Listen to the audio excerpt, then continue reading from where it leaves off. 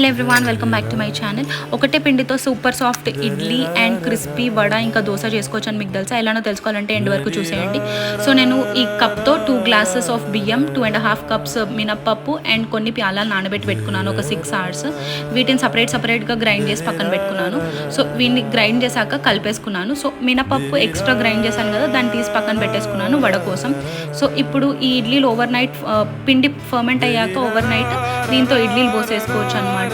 And ఇదే పిండితో దోశ కూడా వేసేసుకోవచ్చు. ఇలా జస్ట్ యాడ్ చేయాల్సింది ఏంటంటే సాల్ట్, కొన్ని వాటర్, అంతే. సో మంచి క్రిస్పీ దోశ రెడీ అయిపోతుంది.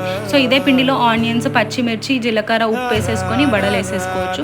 వడలు కూడా చూడండి ఎంత బాగా పొంగుతున్నాయో అండ్ చాలా క్రిస్పీగా కూడా వస్తున్నాయి అనమాట. సో నేను ఇందులో సోడా ఏది యాడ్ చేయలేదు, జస్ట్ ప్యాలాలు యాడ్ చేశాను. ప్యాలాలు కూడా జస్ట్ 1 hour నానబెట్టుకొని యాడ్ చేసుకుంటే సరిపోతుంది. ఒక 1 hour కూడా కాదు, 15-20 minutes అంతే. ఇలాంటి మరిన్ని వీడియోస్ కోసం please do like, share and subscribe my channel. Bye.